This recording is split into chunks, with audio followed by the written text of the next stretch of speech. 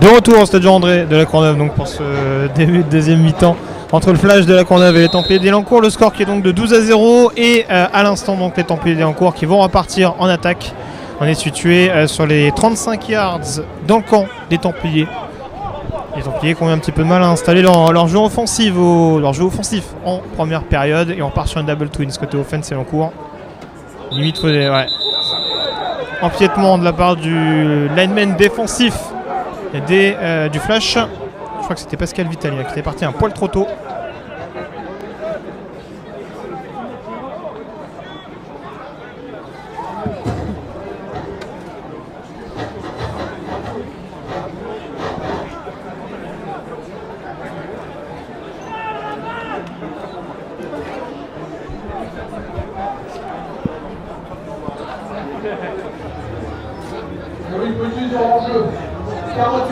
Ah, c'est ça, donc hors jeu contre Pascal Vitalien.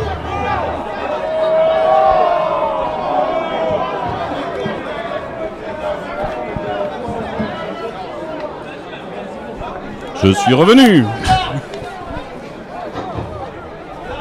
Et donc en tout cas on va avancer côté Templier après cette faute du numéro 48 Flash. Première et 5 à suivre, on est situé pile sur les 50, pile sur les 40 d'Élancourt.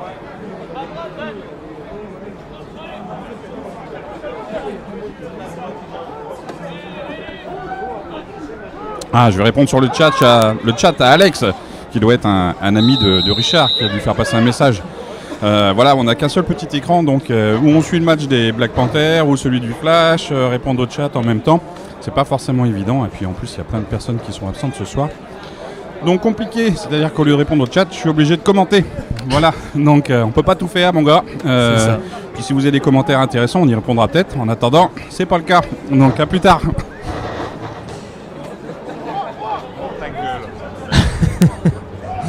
Allez, on repart pour côté attaque Templier, double twins.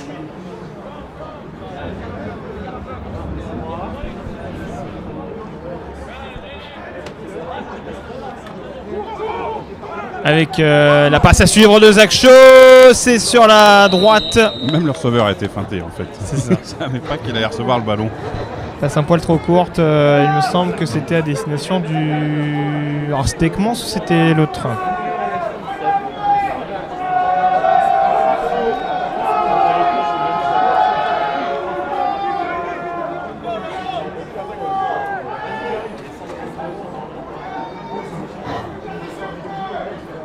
Allez, on repart sur une deuxième tentative d'Yards à parcourir sur ce premier drive offensif des Templiers en deuxième mi-temps. De nouveau, formation double twins avec Zach Shaw en position shotgun. Voilà, Jonathan Ekmans en motion, suivi par Steve Berton. La grosse pression de Besselaniada, passe plein centre et c'est derrière le receveur. Il a de la puissance dans son bras. Hein. Le problème, c'est que c'est ça. Et c'était bien Jonathan Ekmans cette fois-ci. Alors que moi, je retourne sur la Burger TV. Le score est toujours de 34-7 pour les Blacks. On est également au troisième quart.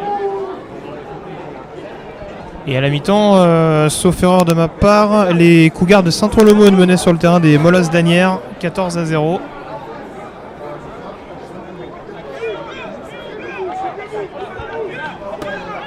Un peu plus compliqué d'avoir des news de Nîmes entre les Centurions et les Dauphins.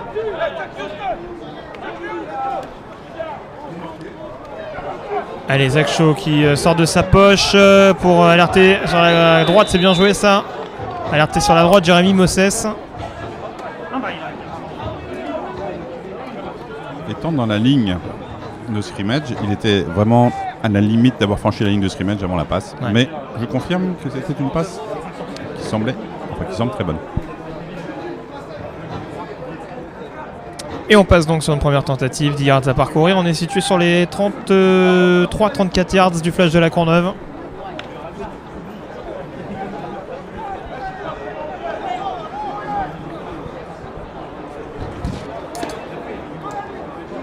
Trip gauche.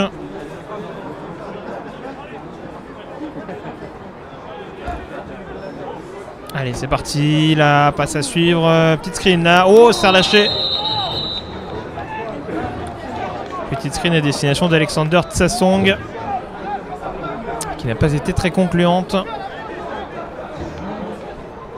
Et on va donc repartir sur une deuxième tentative. Toujours 10 yards à parcourir. Et toujours donc sur les 33 yards du flash de la Courneuve.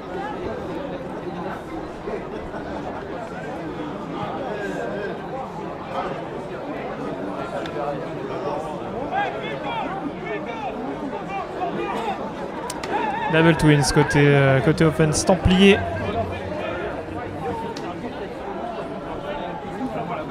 La motion de Mosses.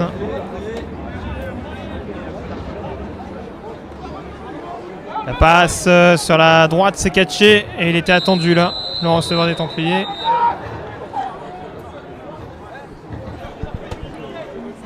Alors, pour répondre à Richard Hill sur le chat, on n'entre pas dans les vestiaires à la mi-temps, donc on ne sait pas ce qui s'y est dit, malheureusement. Alors on laisse leur intimité. Voilà. Je pense qu'il y a eu quelques ajustements de fait. Il y a une discussion avec notre numéro 6, même si ça s'est déjà fait sur le terrain tout à l'heure, je pense. Et on a vu d'ailleurs, qu'il réintégrait peu à peu le backfield offensif en première période. Il faut voir ce que ça va donner en deuxième mi-temps, mais c'est vrai que son TD annulé tout à l'heure, il n'a pas fait que des amis sur le banc de touche du flash. 3e et 4 pour les Templiers. Première tentative obtenue sur cette réception de Jonathan Ekmans. Et les Templiers qui avancent. Et on se retrouve mine de rien dans la même situation contre les Dauphins il y a 15 jours, à savoir 2 scores d'avance. Sauf qu'on pourrait se retrouver avec un score d'écart qui pourrait tout relancer.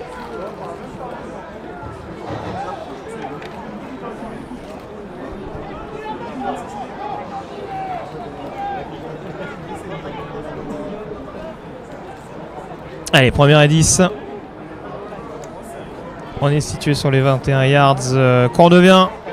La course plein centre de Tsassong.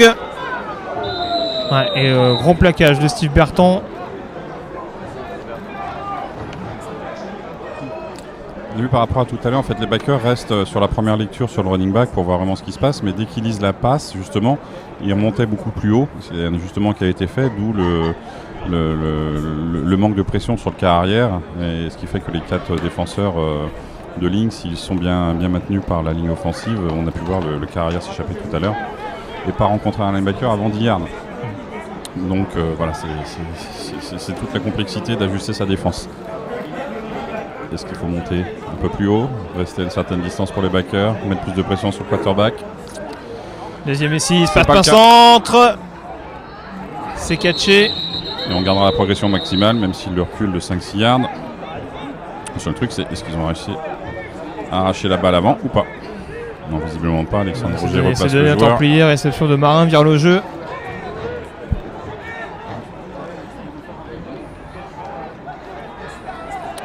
Et on se retrouve sur une première et goal sur les 6-7 yards, environ 7 yards peut-être du flash de la Courneuve.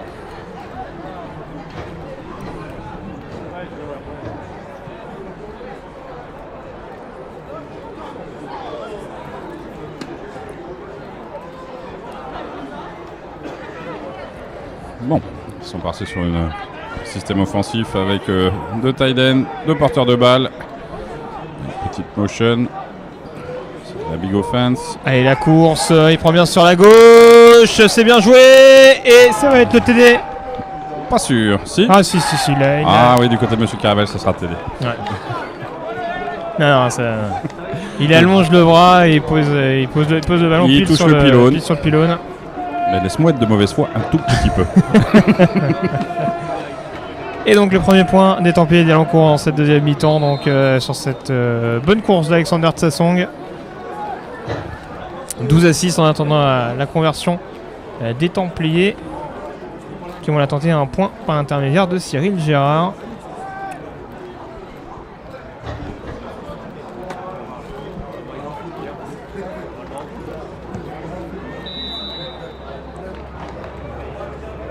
Et ça passe. 12-7 donc. Et un match qui est relancé en ce début de deuxième période.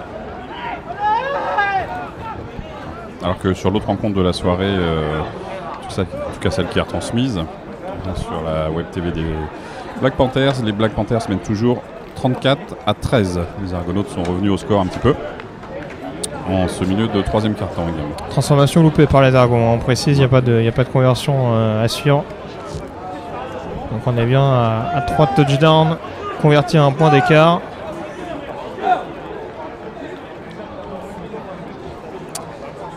Et donc, comme je le disais, rencontre qui va être un peu plus intéressante. Non pas que la première période ne l'ait pas été, mais c'est vrai que c'était une première période un petit peu à sens unique, offensivement parlant notamment.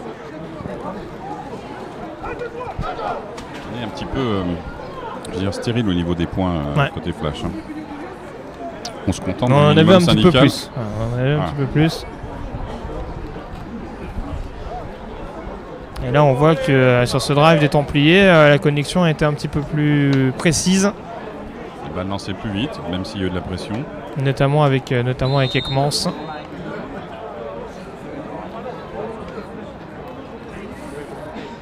Alors que les Cougars viennent d'ajouter un nouveau... Alors c'est un field goal par contre, c'est un field goal. J'ai dit un nouveau TD, mais ils mènent désormais 17-0 sur le terrain des Molosses.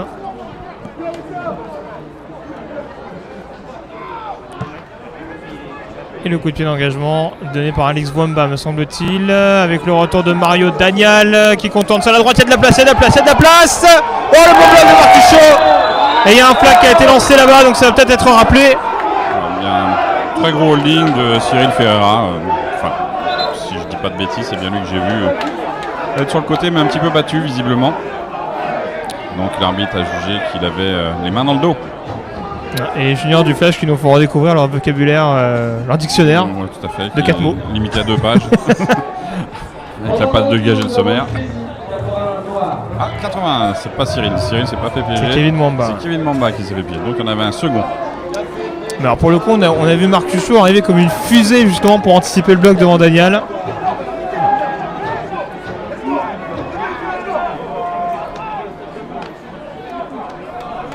Et du coup, on était parti, le jeu s'est arrêté non loin des 50. Et ben on va partir sur une première et 10 sur les 24 yards dans le camp de la Courneuve. 25 yards de perte encore sur les pénalités. C'est léger. Ouais. Mais ça pèse, parce que le Flash fait énormément de fautes depuis ce début de saison. Voilà. On le répète, un match du Flash ne sera jamais un vrai match du Flash s'il n'y a pas de flag à répétition. En dessous de 100 yards, c'est pas un bon match. C'est pas un bon match. La course de Marcus Shaw au plein centre. Pour un gain de 2-3 yards environ. On réessaye manifestement de repasser plein centre sur un call qui n'a pas été très concluant en première période.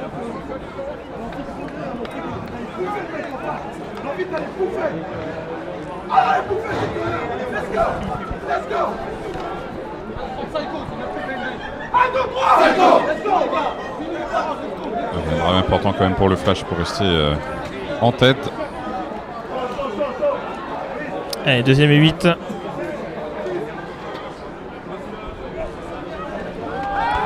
Et la passe à suivre sur la droite, destination de Kevin Mwamba qui va se battre pour aller chercher le first down, me semble-t-il.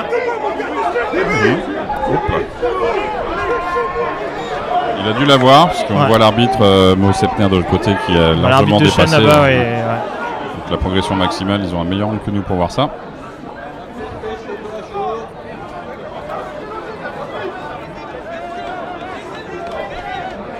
Donc Kevin, quand même un tight end de poids.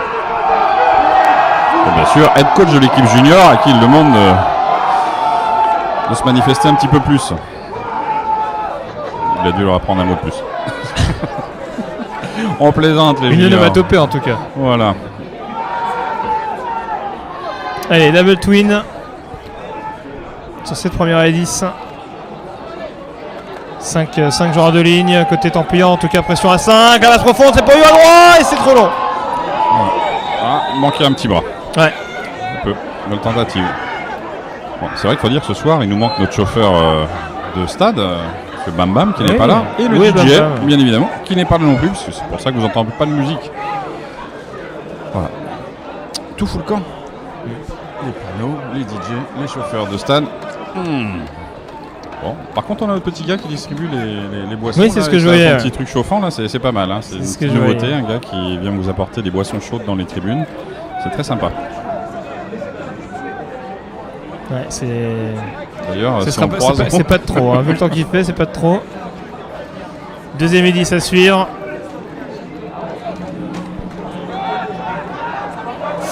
Oh là, attention, il est sous pression, Paul Durand. Et il va courir. Et pas loin du first down. Voilà. C'est même donné, je crois. Peut-être la première pour aller au sol. Alors du coup, pour le coup, tout à l'heure, je parlais de l'avantage offensif assez clair pour le Flash. Ça ne se ressent pas tellement au niveau des stats parce que Paul Durand, il a un total de 4 sur 13, je crois, en première mi-temps à la passe avec 66 yards, dont un TD. Le gain de 31 yards de destination de Johan Roy. Après, c'est vrai que le jeu au sol a peut-être été un petit peu plus efficace. 99 yards au sol, dont un peu plus de 80 yards pour le seul Marcus Shaw. Sur cette fameuse course où le TD a été annulé notamment. Et le voilà, justement, l'ancien running back de South Florida qui part sur la droite, avec point de vitesse. Et first down obtenu. Mais un chiffon. Et venant de l'Empire en général. Ah, peut-être rappelé, j'avais pas vu le holding, j'avais pas vu le flag en tout cas. Ah, c'est vrai qu'ils ont 5 mots, mais ils varient en fait. D'accord.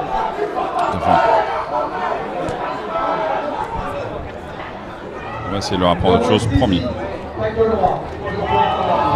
voit le ralenti. Voilà. Le problème de ligne offensive, quand on n'est pas prêt, comme disent les juniors, effectivement, quand on se fait dépasser ou battre par son vis-à-vis, on sort les mains et on accroche. C'est peut-être pas contre les Templiers qui disent qu'ils sont pas prêts, finalement. En tout cas, oui, manifestement, des deux côtés, tout n'est pas nickel. Hein. Alors, on est sur une trip gauche côté Cournevien. Sur cette première et 15-16. 16 yards. Passe sur la droite, c'est pour Michael Doucouré. Effectivement, bon catch. Et quand il s'allonge, il gagne 2 mètres de plus. Il était au duel avec Mamadou Traoré. Donc ça sera 2e et 9 yards à parcourir. Limite des 50 yards.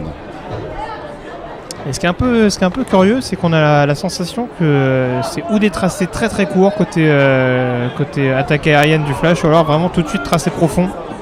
Il n'y a pas d'intermédiaire, en tout cas c'est pas l'impression que ça donne. En tout cas c'est pas du ball control réellement, c'est l'un ou l'autre, alors que le ball control voudrait qu'on puisse jeter, lancer la balle pour gagner des petites courses sur des tracés de 5-6 yards et contrôler le ballon. Là, il vient de commettre un nouveau holding.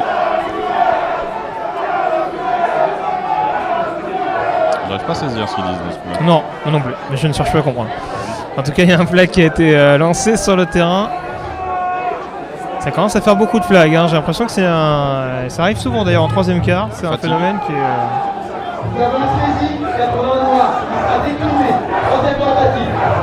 C'est encore Kevin Mwamba, je crois, qui est rattrapé par la patrouille. C'est Flash, ça va.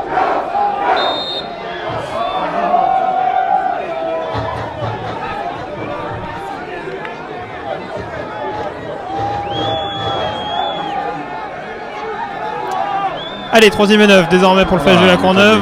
Il est trop loin de...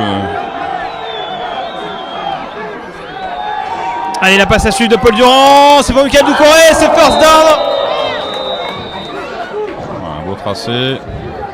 Carré extérieur à 12-13 yards. Ce qui assure un first down.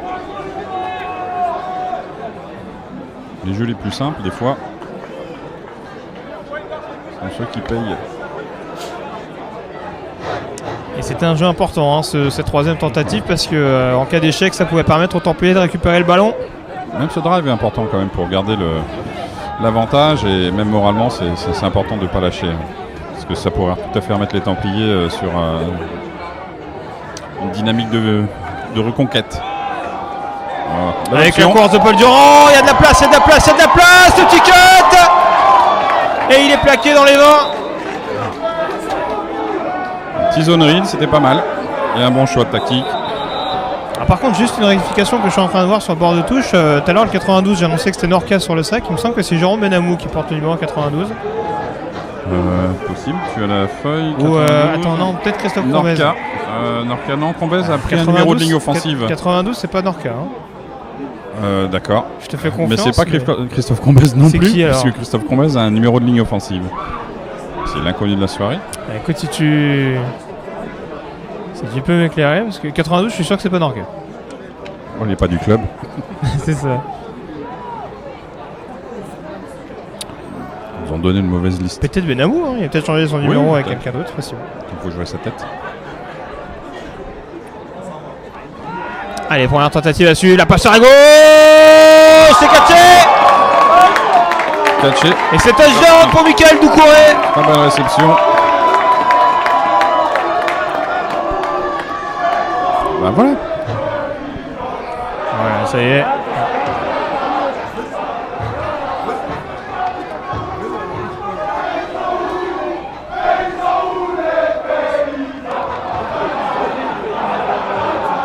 Faudrait les baïonner, non? Non, ils sont jeunes, ils s'amusent. Faut faire un truc quand même. Hein. Pas très fin, mais faudrait trouver. Ah, ça c'est clair que c'est pas très fin. Hein. C'est vraiment. Tant que ce n'est pas irrespectueux. Bah. C'est un peu borderline.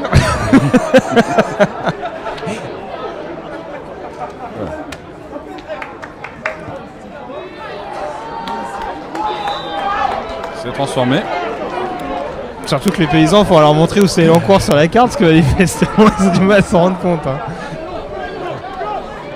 Alors, on voit le télé. Très beau catch avec le pied. C'est le pied droit qui était à l'intérieur, hein, si je dis pas de bêtises.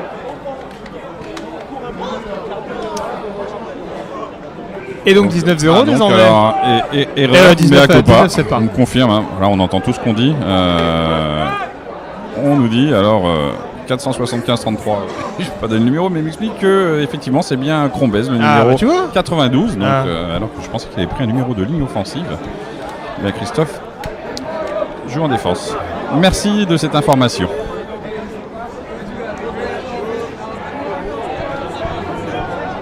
Tu vois, c'est les gens qui s'amusent à faire des blagues. Changer de numéro juste avant et puis après t'envoies un texto. Ouais, tu t'es bien trompé.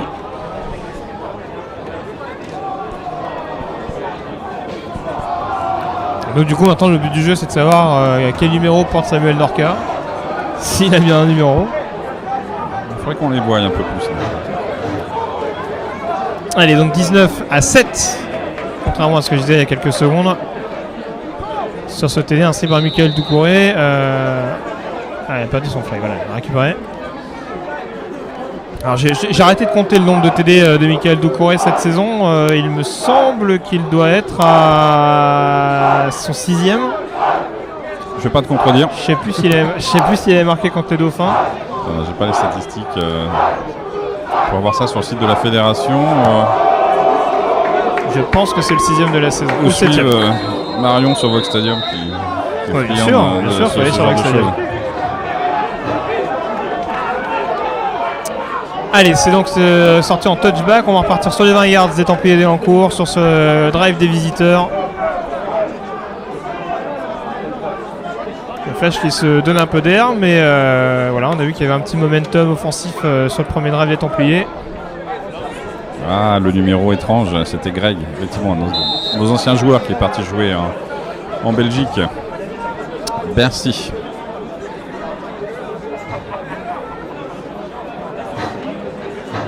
Parce qu'on voit mieux la télé que de là où on se trouve en fait, je pense.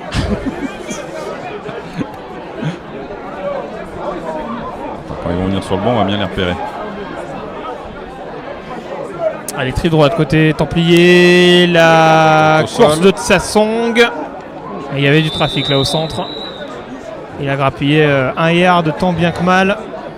L'ancien junior de Templier. Ouais. En fait, voilà, c'est ça, l'ajustement défensif, c'est pas tout de suite se précipiter de toute façon. Mais une bonne lecture sur ce qui se passe au niveau du sol. Et une fois que le jeu a été identifié, ce qui est relativement rapidement fait par nos défenseurs, nos linebackers, donc ensuite ils partent directement sur leur zone. Et en général, maintenant, ils prennent des zones profondes. Regarde la prochaine fois que tu vas voir le quarterback des Templiers en position de lancer le ballon. Allez, on est sur une double twin avant la motion de Moses. Voilà, hop là, tout de suite. La passe sur la droite, c'est catché par Jérémy Larocque. C'est poursuivi par Steve Berton.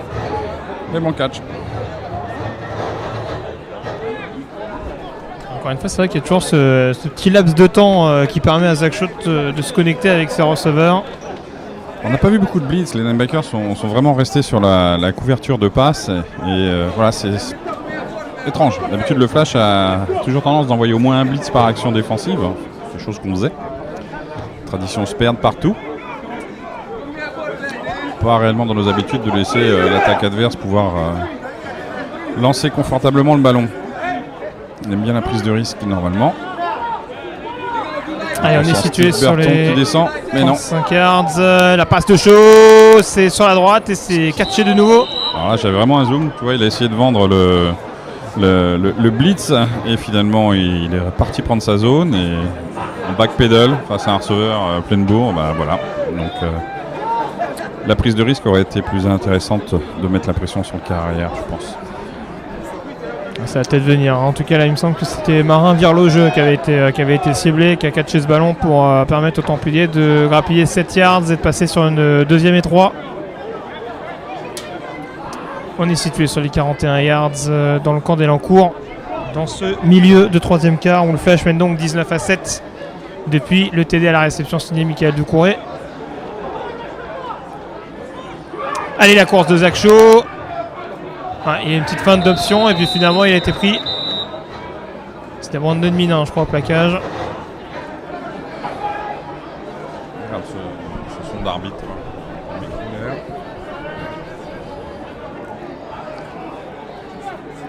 Bon, Burger TV ça marche plus. Ça la note. Ça marche plus avec toi. Non mais ça lag un petit peu. Donc j'arrive pas à voir les deux en même temps en fait. Revenons sur nos traiteurs.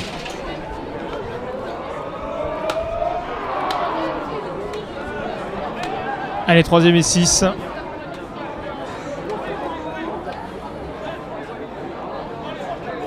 La motion de la part de Moses. Il y a Alex sur le chat qui nous dit que sur le coup de pied de réengagement du touchback, on aurait dû réengager des 25 yards et pas des 20 yards. Sur les arbitres, à vérifier.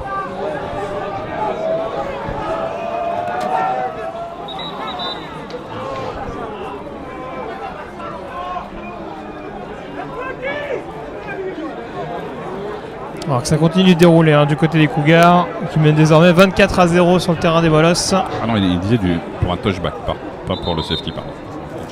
Touchback. Oula, c'est l'arbitre qui a crié si fort. Apparemment. Eh ben, nous allons entrer dans le 4e quart-temps. Il a encore passé une vitesse ce quart-temps. T'as vu, il y a un match de rugby ce soir.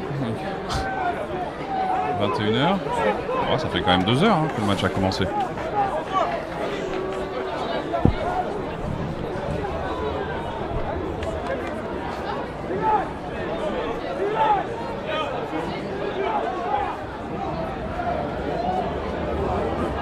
Et donc début de 4e quart. Alors qu'on m'informe que les Cougars mènent 24-0 face aux Molosses. Merci à nos informateurs.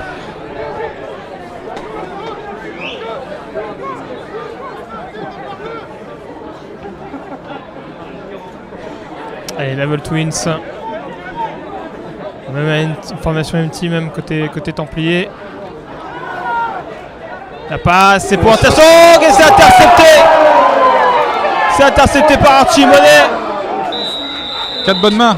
Qui va être plaqué. Ah, il y a un flag qui a été lancé. Alors je me demande si c'est pas un comportement antisportif. Alors nous avions Arnaud Mboucha. Ouais, c'est dans la zone d'Arnaud Mboucha qui est en discussion avec Jérémy Larocque, je crois. Berton. Et de l'autre côté, Jérémy Larocque. On regarde le ralenti. Oula.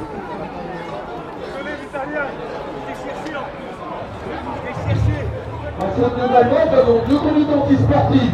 80 blancs, 1 noir. Première tentative là. Donc c'était Steve Berton.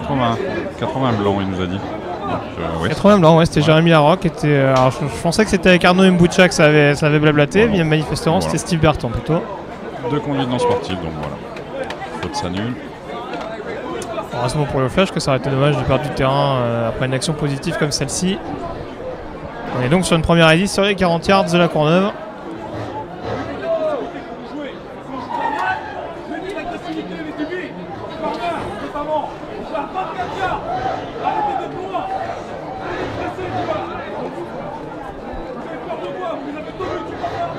Alors qu'on entend Jean-Philippe Dinglor, coordinateur défensif sur le bord de touche, qui remonte un peu les bretelles à la défense.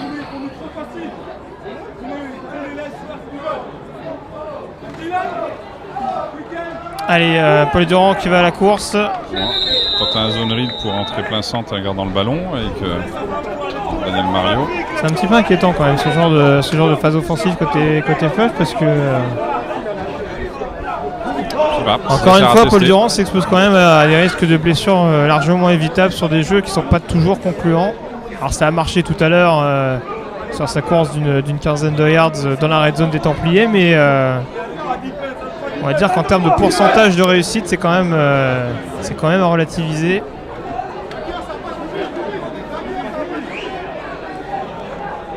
Allez, la passe sur la droite, c'est pour Mickaël Doucouré. C'est catché et c'est près du first down.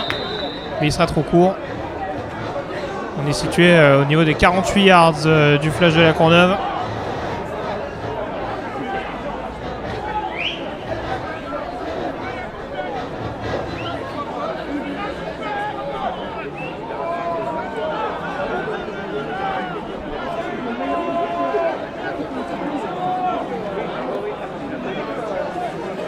Alors j'étais un petit peu généreux, c'est pas les 48. La réception est complète.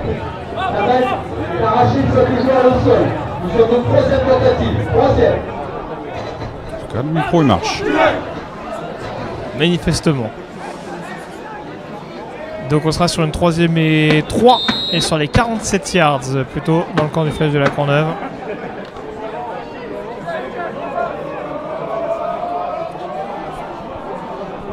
Allez, un jeu important, Mario comme running back. Trips à gauche.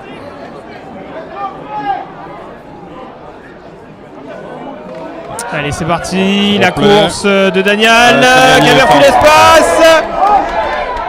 Ouais, il est parti s'empaler sur le défenseur et le hippo. Et Hippon pour finir. C'est ça. Il n'a pas les mêmes mouvements que Marcus Shaw. Le corps a bougé, mais pas le défenseur.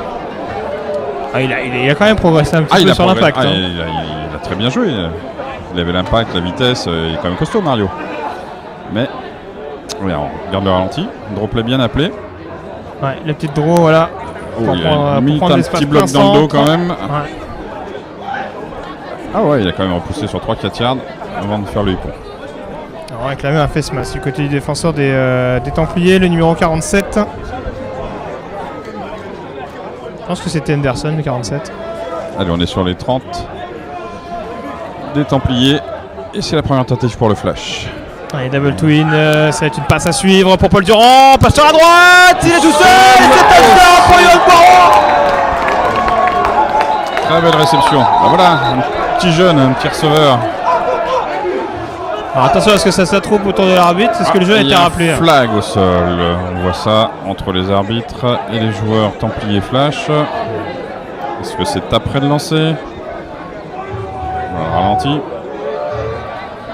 Nous avons un bloc de la ceinture, 55 noirs. Oh. C'est la première tentative. Bloc sous la ceinture. Et alors? Bloc sous la ceinture. Là, je vois pas. Un bloc sous la ceinture. Et alors? Qu'est-ce qui...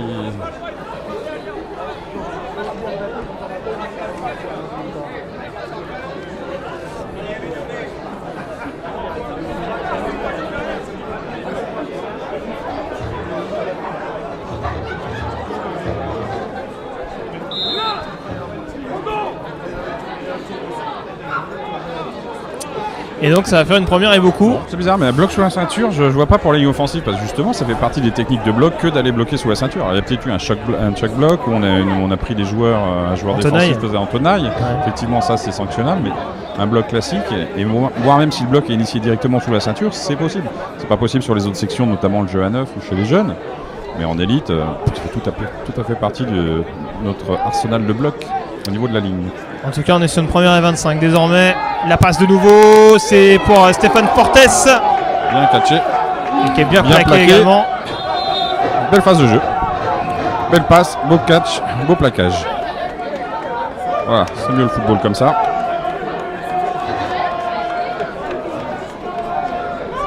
On est quand même en deuxième tentative donc et 12 yards à parcourir pour le flash. Plaquage qui était signé du numéro 21, Tony Anderson.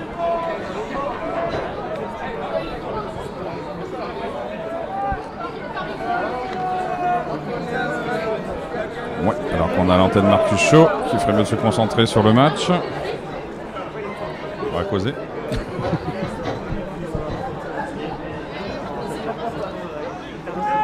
Et donc ça va progresser, on est sur une deuxième et 12. Côté open flash, la bonne passe, et c'est catché par Michael Doucouré. Voilà. Belle concentration de Paul Durand là-dessus, hein, parce qu'il y a eu de la pression quand même sur lui. Il a juste lancé dans l'intervalle. Beau catch à nouveau. Et puis par rapport à ce qu'on disait en première mi-temps, c'est vrai qu'on avait cette connexion entre Durand et Doucouré, sauf que les passes n'étaient pas systématiquement complétées. Et là en deuxième mi-temps, c'est le cas.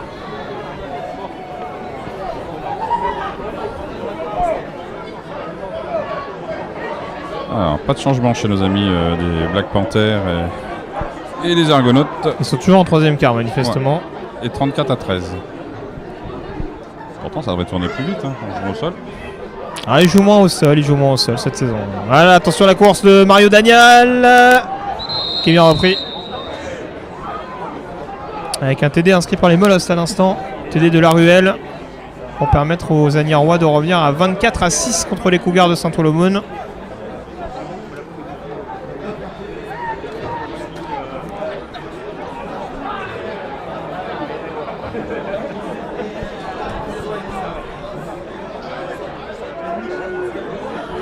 Allez, le flash, très près de mettre un nouveau TD.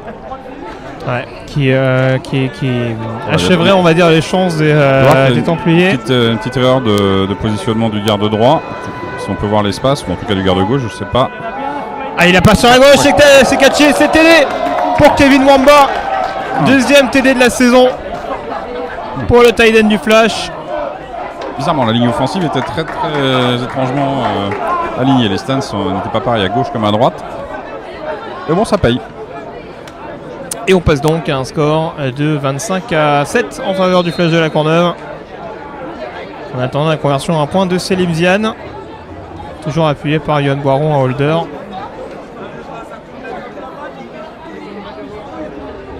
Ah, attention, on va se faire flaguer. On va se faire flaguer côté Templier, manifestement. On est parti un poil trop tôt pour tenter le bloc. Ça parle un petit peu entre les linemen.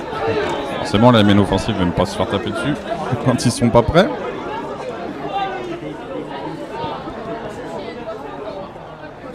Alors, comme dit tout à l'heure, c'était sûrement un bloc en tenaille qui a été appelé puisque la pénalité a été de 15 yards. Ce qui est la sanction que l'on applique pour ce type de bloc. C'est peut-être le terme qui n'était pas forcément... Voilà. Non, je pense pas qu'Alexandre Roger soit vraiment trompé, c'est un bon arbitre. Donc, s'il l'a vu, c'est qu'il y a eu.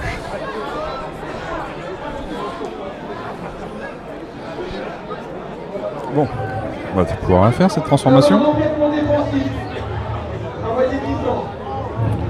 Bon, voilà, on va se situer sur les 1 demi-yard. 1 yard 50. Il a 3 yards le petit trèfle. Je me trompe. Bon, Selim est à 100% pour le moment. En tout cas pour ce soir. L'alignement était quand même assez particulier parce qu'on avait un boulevard sur la droite pour les Templiers. Il suffisait qu'il y ait un joueur un petit peu rapide. C'est ça, par c'est contre, peut-être resserré vite. je profite pour le signer parce qu'on a beaucoup vu Zach Shaw dans ce début de match, mais on n'a quasiment pas vu l'autre américain des Templiers, Corey Redmond, alors qui joue plutôt en ligne. Mais Il y en a pour un deuxième. l'instant, voilà. Non, je ne savais pas. Voilà. Effectivement. Qui lui aussi est un petit peu décrié depuis le début de la saison. Enfin, le quarterback, Et il on est obligé de le voir. Et il est d'une discrétion. Le quarterback, on l'a vu. Et manifestement, notamment en D-line en termes de pression, c'est vrai que Redmond, on le voit pas autant que ce qu'on pourrait voir un apport en temps normal, on va dire. On ressent pas en tout cas son impact. Ah, je confirme, Combes 92, maintenant que tu vois sa tête à l'écran. Il n'y a aucun doute. Et alors je regardais, mais je me demande... Ah non, pas du tout. Je pensais avoir trouvé le numéro de Norca, mais apparemment c'est un autre joueur. Donc peut-être que Norca n'est pas là, c'est possible aussi. Bref, le coup de pied d'engagement qui va être donné par le Flash de la Courneuve, le coup de pied de réengagement signé Selim Ziane. Et au retour, si on n'a pas changé, on devrait avoir Jérémy Larocque et Cyril Gérard.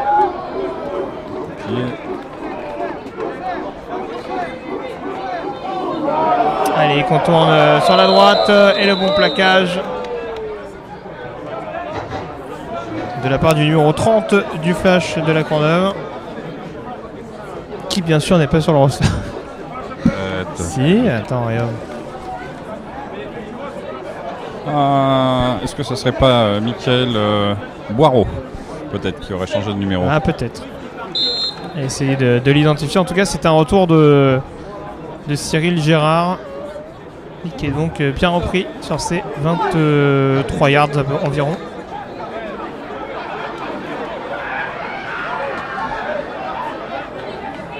Alors, pas de changement côté Templier. Toujours shotgun, 4 receveurs, le running back en sécurité sur le côté. Et la petite passe pour Tsasson, c'est un poil trop long pour le running back des Templiers. Le numéro 5, Flash était sur place, il attendait. Il vaut mieux la relâcher.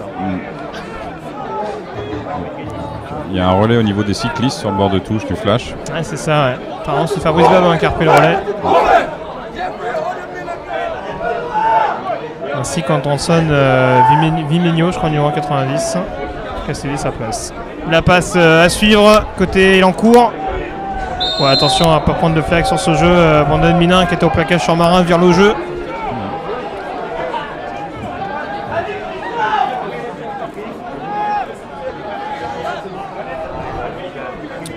Pour un gain donc de 6 yards. Donc ça sera une troisième tentative, 4 yards à parcourir pour les Templiers. Trips à gauche.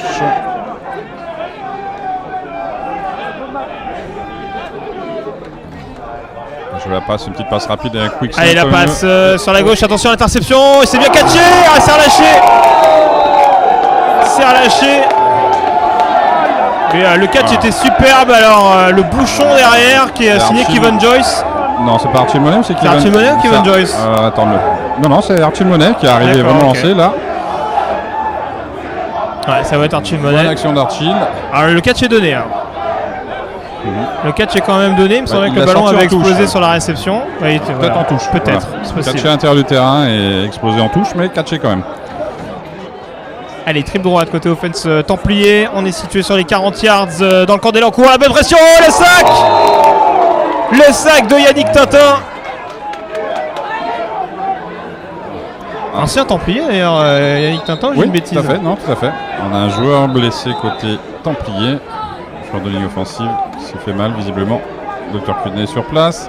Et oui, Tintin, c'est un ancien joueur des Templiers, tout à fait. Qui a été transféré il y a 2-3 ans au Flash de tête. 3 ans, oui. 3 ans maintenant. Très bonne recrue. s'est bien intégré et une des pièces maîtresses de notre ligne défensive. Alors que Marion me signale que on a le score de Centurion Dauphin, donc avec les Dauphins de Nice qui mèneraient 6-2 sur le terrain des Centurions. Ah ouh. Ah oui. Ah, il y a des gros scores chez les Dauphins. J'annonce cette saison, ça marque beaucoup. Ah, le numéro 62 sort. Ça va, il marche. Je crois que c'est pas trop grave. C'est Nicolas Cor qui sort Sur le blessure. côté de la jambe droite, le genou droit, effectivement il fait ci. Et ça tourne. Bon, on va gérer ça. Alors c'est pareil, tout à l'heure on n'a pas revu Romain Bertojo sur le terrain. Alors je ne l'ai pas revu, mais comme on a du mal à avoir les numéros, peut-être qu'il est revenu. Mais en tout cas c'est vrai qu'il était sorti sur blessure tout à l'heure. Allez, la passe, c'est catché. Balle très rapide. Bien Par Jonathan tendu. Ekmans. Super bien catché. Et Jonathan, bon receveur.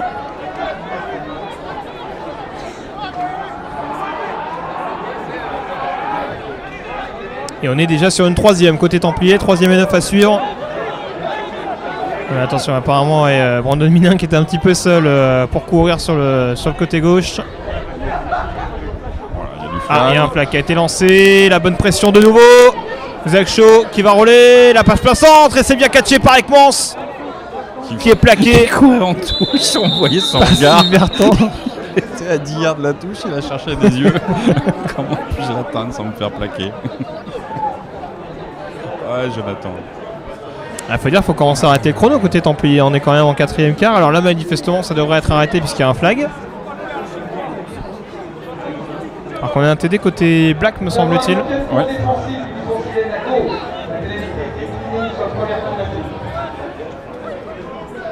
Voilà, donc vous l'avez compris.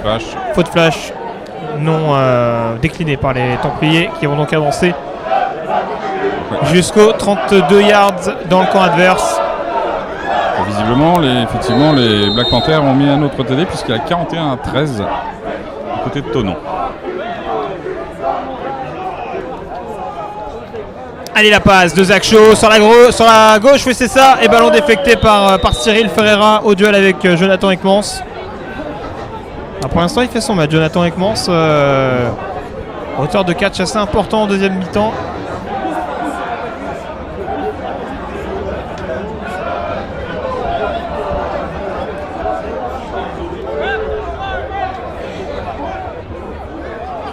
Deuxième et 10 à présent pour les Templiers après cette passe non complétée.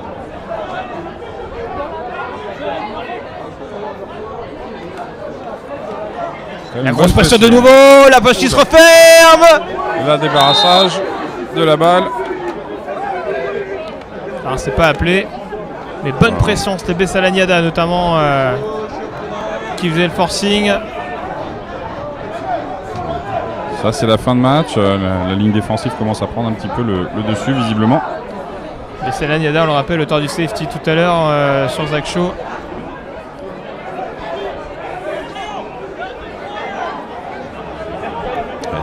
Sur cette troisième tentative, on va chercher le first down.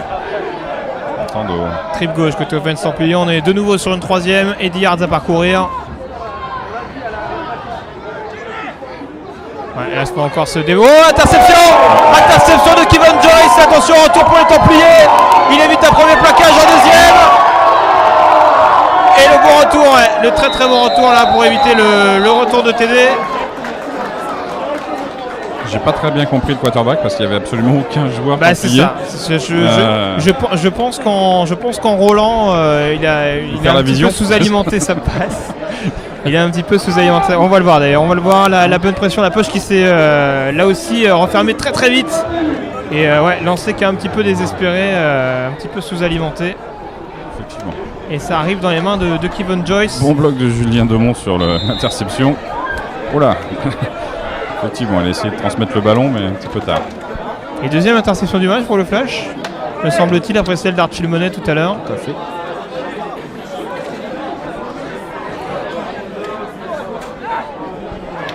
Essayons d'en profiter. Alors, on a tourné au niveau du quart arrière. Ouais, Moustapha Séné qui est rentré. Il est monté sur le terrain, il est rentré sur le terrain, pardon. S'il rentre à 26-7, c'est qu'à mon avis, on n'est plus très loin de la fin de la rencontre. Et là, on va surtout tenter de faire tourner le chrono côté Flash. Pour lui donner un peu d'expérience aussi, il faut qu'il prenne du terrain aussi en élite. C'est une bonne chose. Alors que le score évolue chez les Cougars, enfin chez les Molos, pardon. Les Cougars mènent 31-6. Ça a commencé à faire lourd hein, pour les Molos qui avaient perdu assez lourdement lors de leur dernier match à la maison contre les Argonautes. Et qui là pourrait perdre de grosses plumes dans la course au play-off. Deuxième et 5 pour le Flash. Le catch de Yohan Boireau qui évite un premier plaquage pour aller récupérer le force down. Il est au sol. Alors, il me semble qu'il était au sol. Maintenant, est-ce qu'on va la donner au Templier? Est-ce que la balle était restée dans le terrain, était sortie? Il me semble que le dos rebondit au sol. Mais à vitesse réelle, c'était peut-être trompeur. En tout cas, le first down avait été obtenu par Yohan Boireau. Voilà. Mais qu'est-ce qui a causé la perte de la balle? Est-ce que c'est le contact avec le sol ou est-ce qu'il y a eu contact qui lui a fait échapper le ballon avant qu'il ne touche le sol? Les arbitres n'ont pas le ralenti. Ouais. Ils sont maîtres de leur décision. Alors, on va aller revoir le replay. On doit avoir le ralenti en même temps que la décision de l'arbitre. Le ballon bouge un peu. Le ballon bouge un peu, mais pas très évident. Ça a été rendu au Templier. Non, c'est. Oui, non, c'est balle ça. au flash. Non, balle. J'ai entendu balle blanche. D'accord, ok. Non, balle blanche. Non, d'accord. Autant pour moi. Balle au flash. Bien ce qui me semblait aussi. Effectivement, sur l'impact, la balle bouge un peu, mais le sol, c'est là que ça lui fait lâcher définitivement le ballon. Tiens mieux son ballon, Yohan, la prochaine fois. Très droite côté offense flash. La course de Moustapha Séné. Il a bien tenu la balle cette fois-ci. Moustapha fait un très bon athlète, mais il fait très peur quand il porte le ballon, parce qu'il a tendance à l'écarter de son corps. Exactement. C'est flag. pas le même style que Paul Durand. Hein. C'est-à-dire que lui, quand il va courir.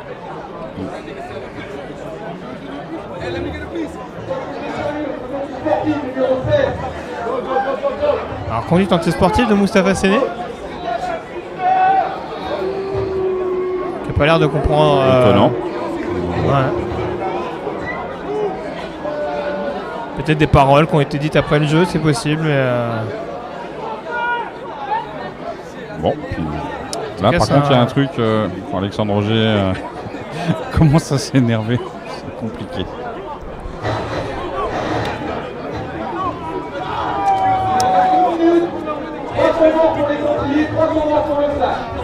Voilà, donc dans les 2 dernières minutes, on vient d'entrer dans les 2 dernières minutes de cette rencontre. Et le flash qui devrait courir a priori, à moins d'aller chercher le first down sur ce jeu, puisqu'on est déjà sur une 3ème et 20. Ils ont fait rentrer Jason Guémon aussi comme porteur de balle. C'est pas Daniel encore? Non, c'est Daniel. C'est Daniel. La passe profonde et... C'est intercepté ou pas? Elle avait l'air interceptée, il y a plusieurs flags qui ont été lancés. Et il y a un joueur flash qui est resté au sol et qui finit par se relever.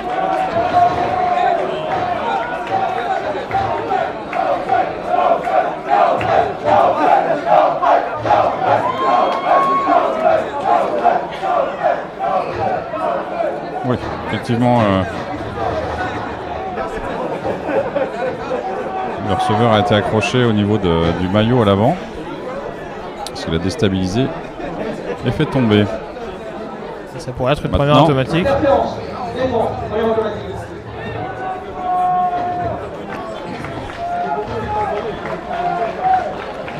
Et bien ça va faire les affaires du flash cette histoire. Oui. Les 2 dernières minutes. Les pénalités pour une équipe comme une autre, hein, c'est. Alors ça va arrêter le chrono parce qu'il y a interférence. Ça Pas de bêtises. Mais en tout cas, ça redonne 3 nouvelles tentatives au flash. Le chrono repart tout de suite. C'est parti. Une faute, donc ensuite, balle prête à jouer.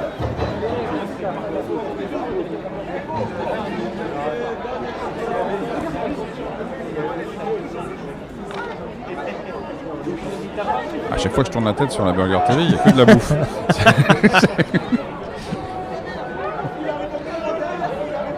Tu sais, la Haute-Savoie, c'est connu pour ça aussi. Hein.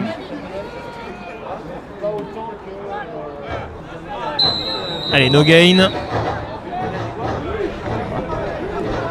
Regarde pas le petit écran, il y a encore de la bouffe.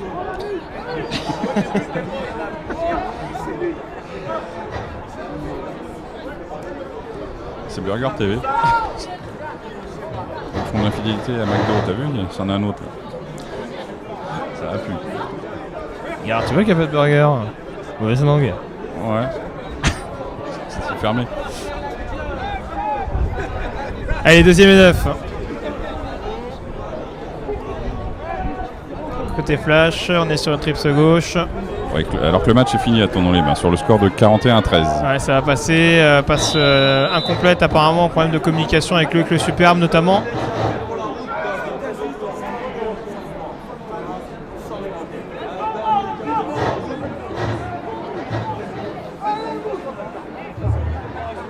Il reste 1 minute 03, 1-0-3, il nous reste 2 temps morts côté flash ou 3? Je me souviens pas. Il me semble pas que le flash a pris de temps mort. Il me semble avoir entendu 3 également tout à l'heure. Il n'y a pas eu de temps mort, me semble-t-il, dans cette deuxième mi-temps.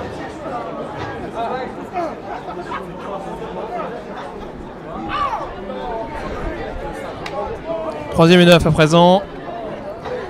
Et la petite option à destination de Mario Daniel.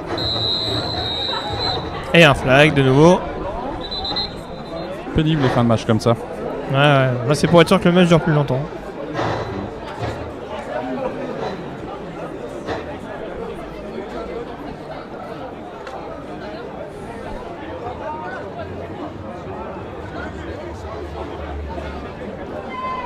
Et c'est un flag à l'encontre du flash, manifestement. Nous avons un bloc dans le dos. Numéro 66. Réalité déguisée. Bon. Pas de faute flash. Brian Harvel sanctionné par le corps arbitral.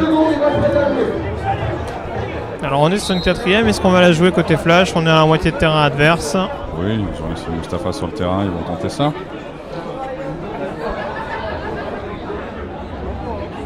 maintenant, il y a un jogging de 15 yards avant d'arriver à la balle. Et donc sur cette 4ème et 9, trips gauche côté offense flash, Mario Daniel dans le backfield. Mustapha Séné en shotgun. Pour une passe à suivre à destination de Johan Boireau qui va chercher le first down, je crois. Ça va peut-être être limite. Ça va être très limite, ça dépend où place la. L'arbitre de chaîne est placé pile sur le first down. Il y a déjà un changement de personnel, manifestement. Bon, visiblement, tout le monde est content. Il reste 24 secondes, 24 secondes. Première lance. Ouais, donc Il manquait 20 cm. Ouais. Bon, dommage. Alors 24 secondes de la fin, je sais pas trop ce qu'on va tenter côté Templier, peut-être un ou deux jeux éventuellement pour aller chercher un dernier TD. Alors qu'on voit cette assez limite parce que peut-être que s'il tend le bras ou il penche derrière le ligne. Il a peut-être été un petit peu sûr de la première. Enfin, il a assuré le catch, c'est déjà ça. Oui, bien sûr.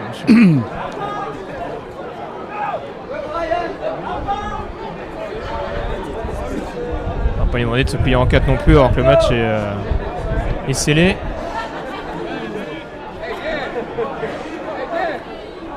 Et la passe à suivre, passe plein centre et c'est déflecté parfaitement par Foldao à Cerne. C'était Jérémy Larocque, me semble-t-il, qui était ciblé.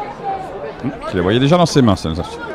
Il avait pris l'ascendant sur le défenseur, mais Il reste 15 secondes. Foldao est revenu assez vite.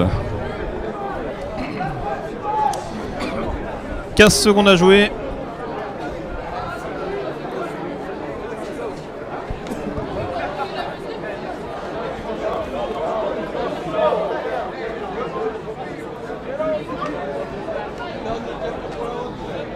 Allez, double twins côté offense Templier.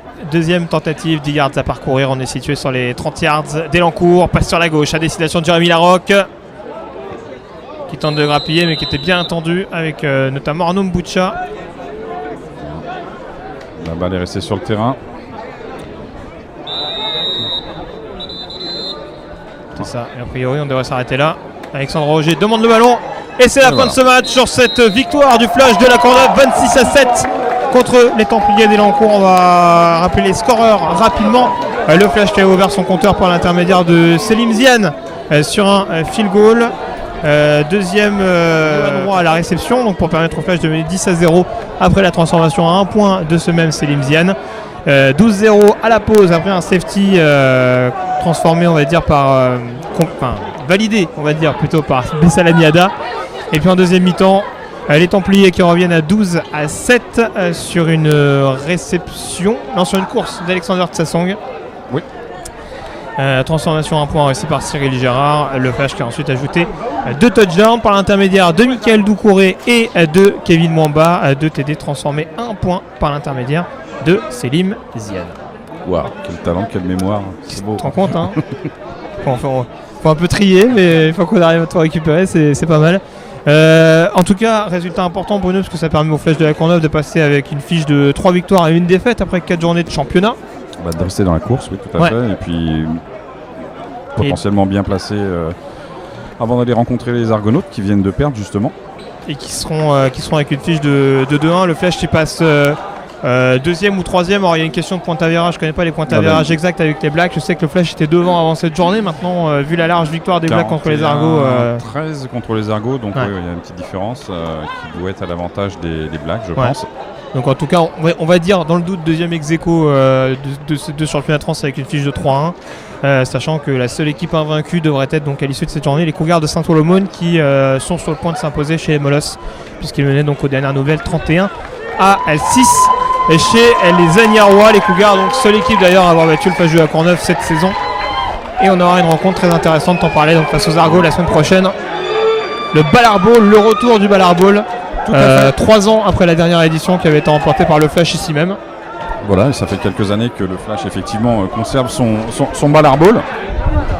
Maintenant, voilà, on va le remettre en jeu comme le veut la tradition avec nos amis Argonautes.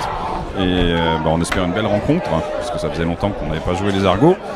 Donc on va se retrouver chez eux, justement, on va voir un petit peu le Sud en plus. C'est un premier match, je veux dire, à domicile pour les Argonautes, et on aime bien ce terrain là-bas. Voilà. C'est ça. Donc rendez-vous donc au stade Georges Carcassonne le dimanche 22 mars à partir de 14h. On va retrouver dans quelques minutes Marion, bien entendu, qui devrait être avec Manu Charret, notamment le head coach des Templiers d'Elancourt. On n'a pas de résultat définitif également, mais on vous parlait du match des Blacks et du match des Cougars. On vous signale également que les Dauphins de Nice, aux dernières nouvelles, menaient 6-2 sur le terrain des Centurions de Nîmes. Et tout est possible avec un score pareil. Ah, c'est ça, il peut se passer à peu près tout et n'importe quoi. Mais résultat en tout cas qui serait très intéressant pour les Dauphins. Ce qui pourrait donc leur permettre de frapper un grand coup.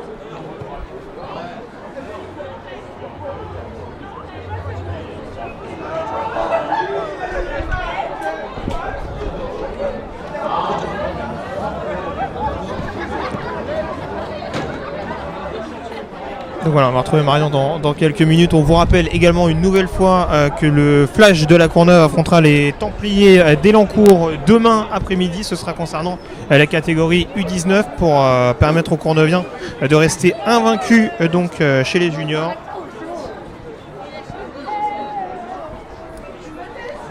Le Flash qui doit donc rester invaincu dans ce championnat U19. Ouais, qui en fait sera l'avant-dernier match de la saison régulière. Ouais, je crois, pour le Flash. Tout à fait.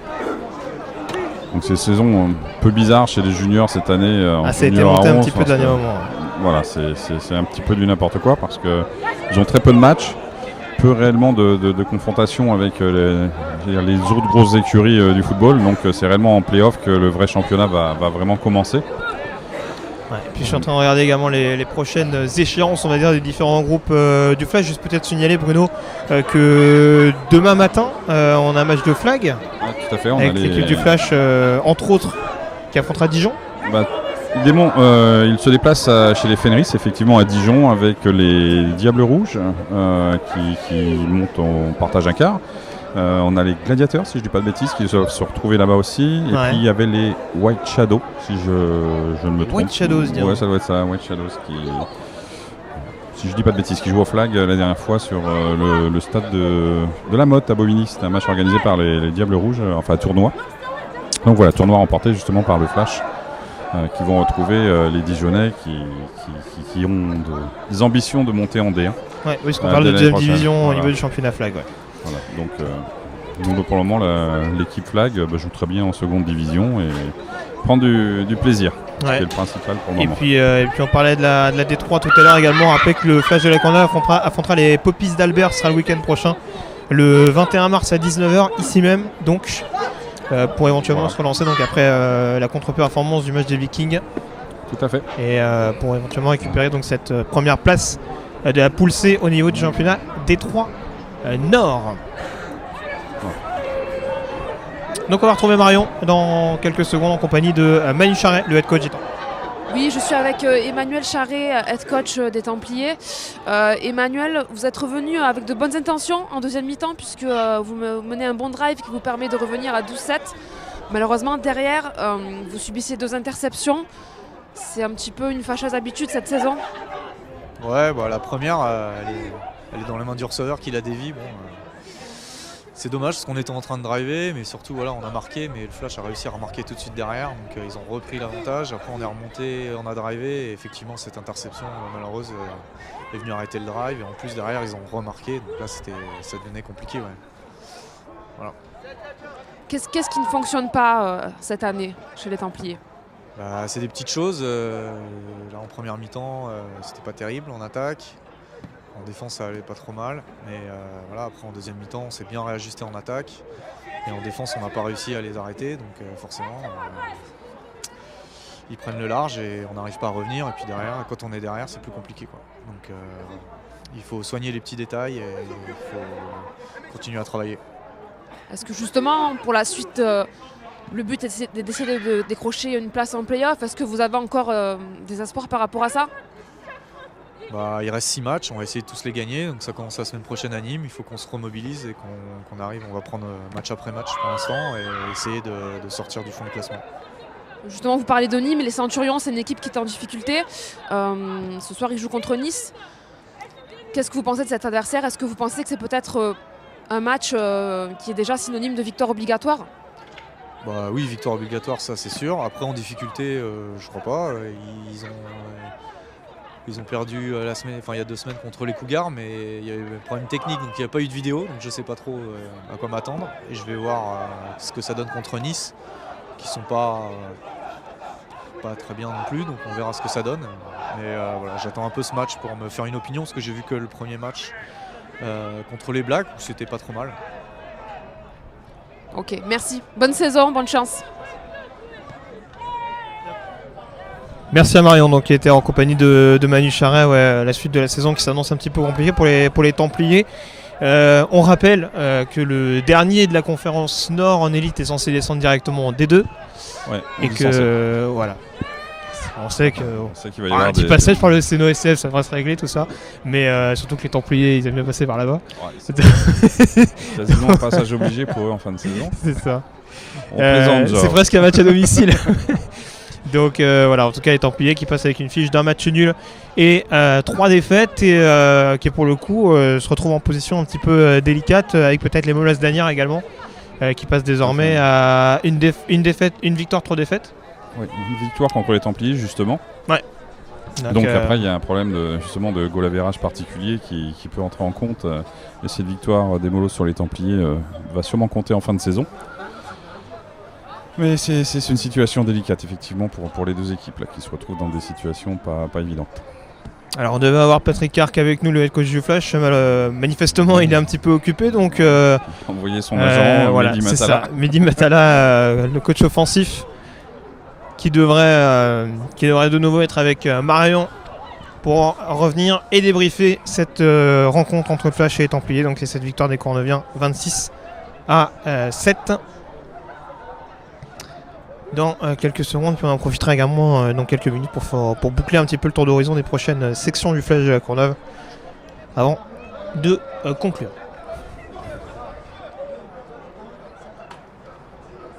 Oui, je suis avec Mehdi Matala de nouveau. Félicitations Mehdi pour cette victoire. En deuxième mi-temps, c'est vrai que par rapport à la première, on a vu vos joueurs beaucoup plus concentrés, moins de ballons relâchés. Et puis une connexion Paul Durand Michael Doucouré, toujours aussi efficace cette saison. Oui, en fait, on s'est un petit peu ajusté tactiquement. On a vu que les défenseurs qui étaient sur notre receveur qu'on isolait avaient beaucoup de mal à nous couvrir en homme à homme. Donc on a ajusté ça. Et puis je pense qu'il y a aussi on a été un petit peu piqué dans notre orgueil sur la première mi-temps. On leur a dit qu'on se mettait à leur niveau et qui était tout simplement pas le nôtre. Il fallait qu'on ait cette réaction d'orgueil là. Et voilà, ça a fonctionné. Je pense que l'équipe en face était aussi un peu fatiguée parce qu'ils sont pas venus à beaucoup. Et puis on a réussi à faire tourner ça en notre faveur. Donc c'est plutôt de bon augure pour la suite puisque dès le week-end prochain, vous allez à Aix-en-Provence affronter les Argonautes. On sait que c'est le rival historique du Flash. Les Argonautes qui sont en forme cette saison mais qui ce soir sont en difficulté contre les Black Panthers. Qu'est-ce que vous pensez des Argonautes ? Comme vous venez de le dire, le match Flash Argonaut ou Argonaut Flash, c'est jamais un match comme les autres. C'est une vraie grosse rivalité qu'on appelle nous le Ballard Ball. S'il y a une longue histoire, là c'était marrant parce que dans le speech de fin, on a un petit peu expliqué aux jeunes ce que c'était et les jeunes nous disaient mais c'est quoi le Ballard Ball ? Donc il va falloir qu'on reprenne un petit peu avec eux, qu'on leur fasse comprendre que pour nous qui sommes là depuis un petit moment, c'est vraiment au-delà du point de vue comptable où c'est important pour nous de ramener une victoire. C'est toujours un match particulier. Donc là, il va falloir qu'on travaille fort et on a déjà la tête tournée vers ce match-là. Merci bien. On vous souhaite bonne chance. Merci bonne soirée. Merci. Merci Marion, donc en compagnie de Mehdi Batala. Et on pourra rappeler que s'ils veulent l'information complète et l'historique du Ballard Ball, ils vont simplement sur notre site internet, nos petits jeunes qui jouent maintenant en élite, et ils regardent dans les différentes rubriques, il y a un bel historique. Ouais. J'ai plus le chiffre exact des confrontations, mais on le donnera de toute façon la semaine prochaine, puisque vous pourrez donc suivre cette rencontre en direct sur la Flash TV dimanche prochain, donc à partir de 14h. J'étais en train de boucler rapidement les prochains rendez-vous des sections du Flash. On parlait du Flash Poppies qui aura lieu donc samedi prochain ici à 19h. On va peut-être terminer avec les féminines qui seront à l'honneur le 4 avril prochain avec un match contre les Dragons. Normalement, oui, il y a un match retour. On avait été les rencontrer chez eux à Suzanne Langlais à Paris. Ouais. C'était très intéressante, une belle équipe des Dragons de Paris, nombreuses, qui jouent bien au football, donc qui avaient remporté la rencontre face au groupe Flash Diable Rouge. Donc voilà, nous on est toujours dans la découverte, l'initiation et puis le côté fun pour le moment, mais les filles se prennent au jeu et ont vraiment envie de développer cette section. Donc voilà, on attend les nouvelles filles pour bientôt, j'espère, puisqu'on travaille toujours sur le recrutement. Et puis en tout cas, ce match-là sera l'occasion de s'amuser et puis de voir si elles ont progressé. En tout cas, donc rendez-vous donc le samedi 4 avril et horaire exceptionnel, on va dire, pour un samedi, ce sera à 14h. Tout à fait. Ici même. On va essayer de faire ça. Voilà. Bon, on te remercie en tout cas, Bruno, d'avoir été avec nous malgré tes nombreuses tâches. Ouais, je vais retourner. On remercie également Marion aux interviews, Oniric bien entendu pour la qualité des images.